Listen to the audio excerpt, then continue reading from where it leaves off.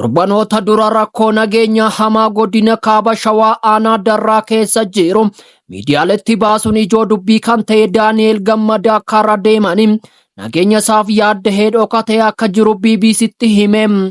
Obbolaan isaas hidhamuu dubbateera.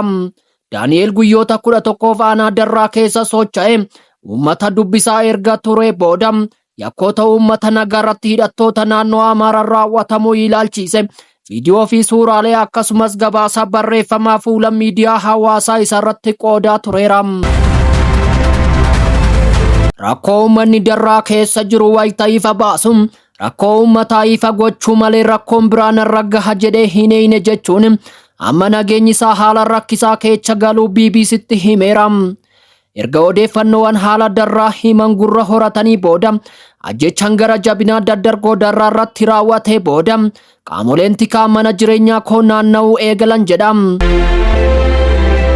Rakkoon darraatti ta'e rakkoo nama tokko miti rakkoo uummataati kan jedhu karaa deemanii rakkina uummataa ammoo isan dhaqee argeen uummatatti gadi baase wanti sun ammoo warra biyya bulchaa jiranitti hin tollense'a jedha. Qaamoleen nageenyaa dhiheenyan isa hordofuu kan eegalan darraa dhaqee erga deebi'ee guyyoota 3 booda ta'uu dubbate naannoo kootti haala baratamaan taaneen konkolaattonni tiikaa lakkoofsa gabatee 4 qaban marsuu erga jalqabanii booda waahillan koo manni koo marfamuu natti himan jedha. Odeeffannoo kana booda iddoo jijjiirrachuu kan dubbatu Daani'eel erga inni bahee qe'ee deemanii isa iyyafatanii deebi'uu himam. Sana boodas namoonni maaskii fi koofiyyaa godhatanii guyyoota 4 fi 5 qe'eetti marmaruu himeera. Haati warraa fi mucaansaa bakka biraa akka deeman gochuu dubbate.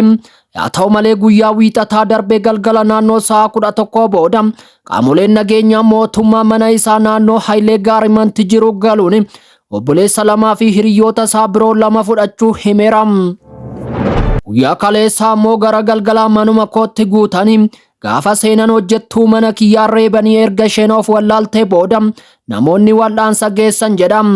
Odaa Gammadaa Daballii beekamaa fi Rabbirraa ijoollee jedhaman ammoo konkolaatatti fe'anii fuudhanii deeman jedheera. Mootummaan naannoo Oromiyaa ajjechaa suukaneessaa hidhattoota naannoo Amaaraatiin aanaa darraa keessatti raawwatame jedhame hordofee yeroo adda addaatti ibsa baaseen ajjechaa sana balaaleffachuun isaan ni yaadatama. Naannichatti nagaa fi tasgabbii buusuuf hojii hojjechaa jiru jabeessee akka itti fufuus beeksisuun isaan ni yaadatama. Ammoo namni haala nageenya naannichaa uummata biraan ga'e kun amma barbaadamuunsaa gaafii itti uumeera. Rakkoo kana mootummaatu gochaa jira jedhee waanan hin yaanneef faannotu gochaa jira jedhee waan hin amaneef kun mootummaa muufachiisa jedhee hin yaanne jedha. Amma garuu gocha sana keessaa mootummaan akka harka qabu naa galee jennaan hin miliqe jechuun dubbata. Himannaa mootummaan rakkoo aanaa darraa keessaa harka qaba jedhu kanaaf ragaa inni kenne hin jiru. Rakkoo uummataa gadi baasuun erga mootummaa muufachiise wanta sana kan godhe karaa biraa mootummaadha jechuudhaan amana. Wantan hojjedheef gaabbii hin qabu kan jedhu Daani'eel karaa deemanii mootummaan biyya kanaa callisee nama ajjeesa waan ta'eef ani yakka hin qabu wantan itti gaafatamus hin qabu na waamanii bakka isaan jedhanitti argamuu nan danda'a jedhe.